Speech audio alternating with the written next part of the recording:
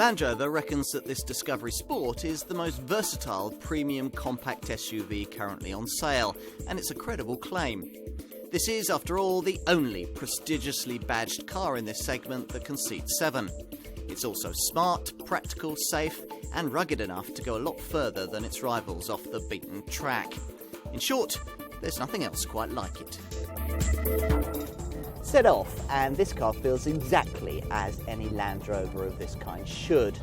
The high-set driving position and excellent all-round visibility do a fine job in compensating for the fact that as compact SUVs go, this Discovery Sport isn't actually very compact.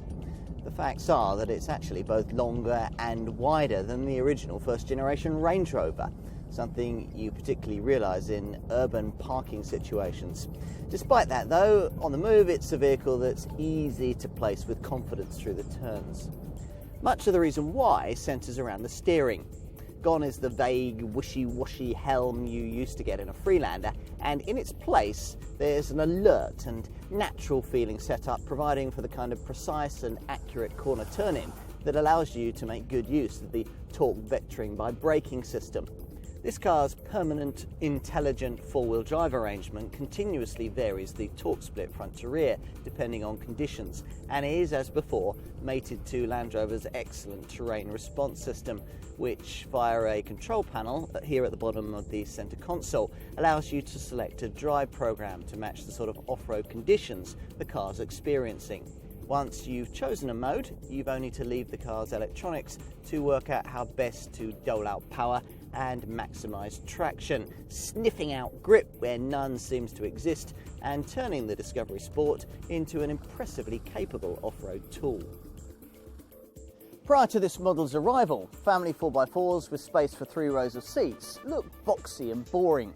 The Discovery Sport is different, disguising its size really well. The smart front end helps here with sleek wraparound corners that reduce the visual bulk of the front overhang and are embellished by careful little touches of design. But style of this kind I expected.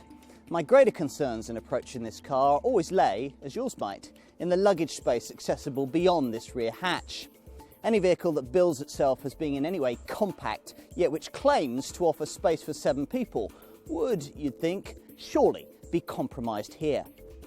In the event, the issues aren't insurmountable, mainly because of the key engineering feature that under the skin sets the Discovery Sport apart from its Range Rover Evoque showroom stablemate. Though the two cars share the same front-end structure, this car is unique from the B-pillar backwards, is 80mm longer and gets its own very compact multi-link rear axle, which frees up space for the fold-out third-row seating and ensures that the rear suspension turrets make minimal intrusion into this luggage area.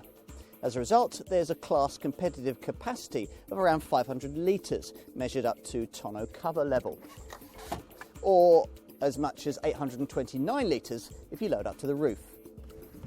Time to take a seat up front in the so-called Sports Command driving position, a pleasant perch from which you realise just how far the designers of this car have come since they created the Freelander.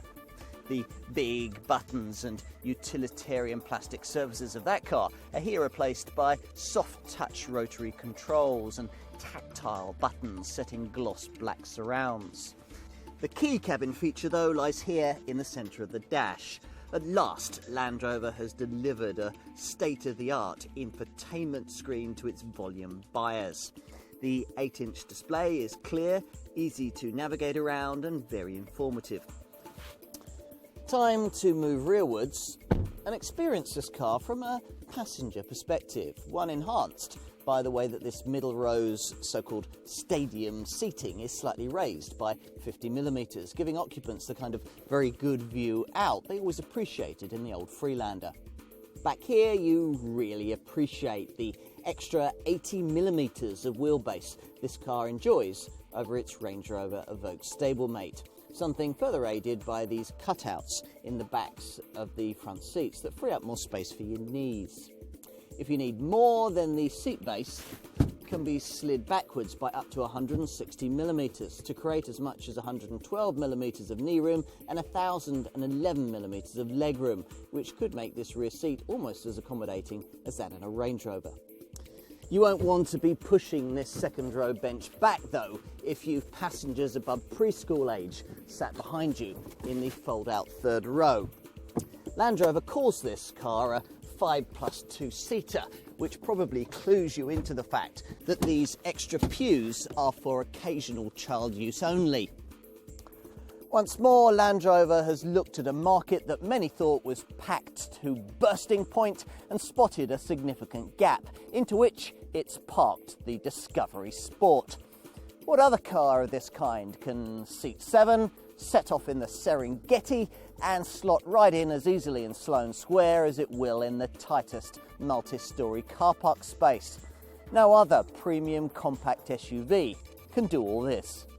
It all means that for once the advertising tagline for this model works for the product it's supposed to promote. Above and beyond was the objective in developing this car. In considering the end result, you'd have to say that mission's been accomplished.